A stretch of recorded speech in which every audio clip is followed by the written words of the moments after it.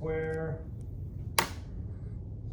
circle drops down, back to little triangle, bigger triangle, big square rectangle thing, circle drops down, right? There's more rhythm to that, right? Does it make sense? Because we got a visual flow. It's not, because these are all the same size units, right?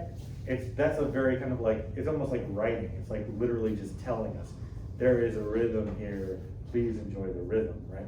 Whereas this has some flow, it has some energy to it, right?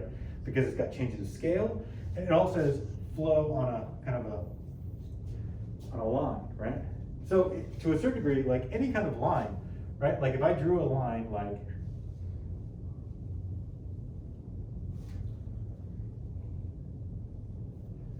that also has a certain amount of rhythm, right? That makes sense? So what's the thing that connects all three of these? Having to do with it repeats. Yeah, it repeats a set pattern, right? That is like roughly. I mean, like there's a certain amount of wiggle that's a little bit different, but basically it's like this big hump, two little small humps, big hump, two little small humps. So there's like as if you were to imagine a drum beat, you know, like two boom boom snare, doom boom boom snare, right? And then doing it the same. If someone did two boom boom snare, and they did the next thing was completely different, and then the next set after that was completely different, we probably wouldn't be able to hear a rhythm contained in that, even if they were staying in the same 4/4 time, because everything would be continually changing. It's the repetition, the holding to that pattern that helps us hear the rhythm in it, right? Okay. Okay, so let's go to lines. So we've already covered one, just with a single line, right? And keep in mind that we could heighten that by, let's say we were to do the same thing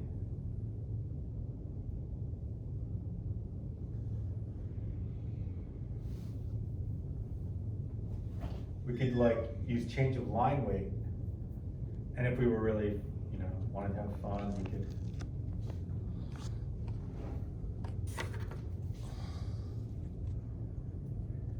also maybe a little bit of down on that one, down on that one, down on that one. Maybe get this even a little bit wider. All right, so just the change of line weight along playing with the flow of the actual rhythm of the line creates a little bit more rhythm. All right, now let's try it where we're using multiple lines. Let's say I said, okay, you had to use multiple straight lines. They cannot be anything other than perfectly straight lines. And for right now, let's say they have to be perfectly vertical and nothing else. Why don't you try to make a rhythm kind of like what we were doing with those shapes, or kind of like what we were doing with this line? What would you do? Say that again. You had to only use straight vertical lines of the same size. Spacing, right? Good. Okay, so we could do like getting closer together and then opening up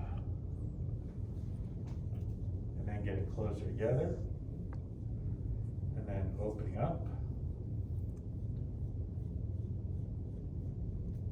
right? And of course, they're supposed to stay the same size. I have this natural problem that whenever I'm doing the wider ones, when they're spacing, they always get a little bit longer, and when I'm doing the narrow ones, they always get a little shorter, right? But let's just stay with them all being the same size. So we could take that same idea.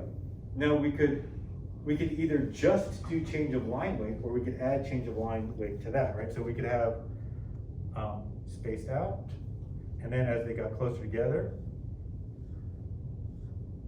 the lines could get thicker.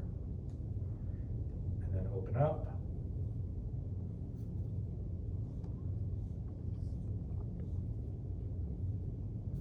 Oh, I jumped a little bit there.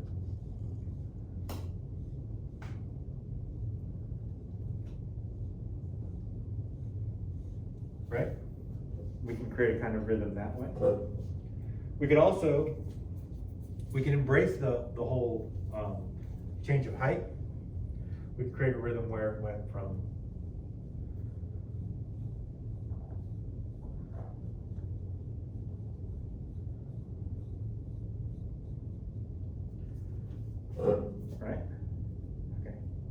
And there's, once again, there's an infinite number. We could also do this with lines that don't have to necessarily stay vertical, right? If we were doing lines that were like, they started vertical,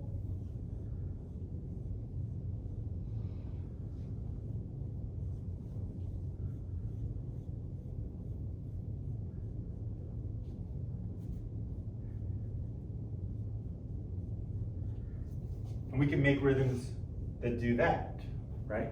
And we can heighten that by increasing how much they zoom in here at these points, right?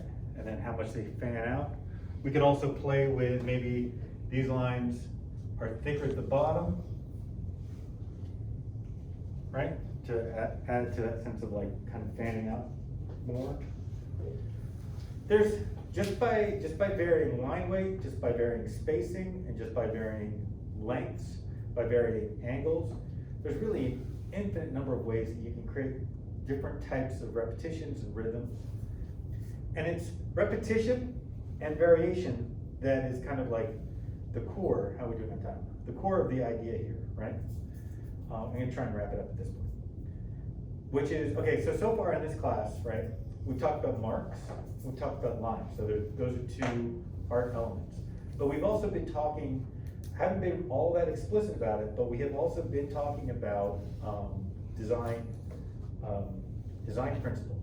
So on the grid, we spent some time talking about unity versus variety, right?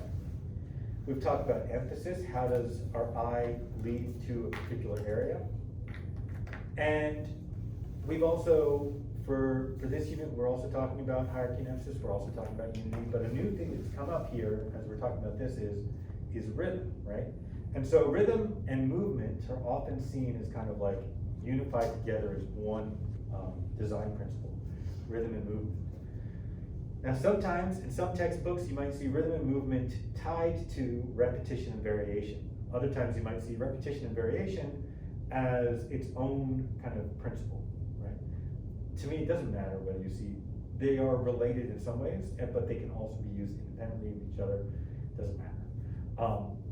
But the main thing to understand is that with repetition, right, you have, anytime you repeat an element in a work of art, right, anytime you repeat the same kind of thing, like you make a work of art and you're doing a lot of the same kind of marking system, right, that's gonna create a certain amount of unity.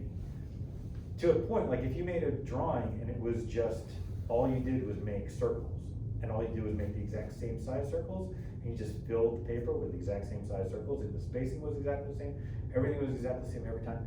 Well, that would be a lot of unity, but it also might be a little bit boring, right? It'd be a little bit monotonous, okay?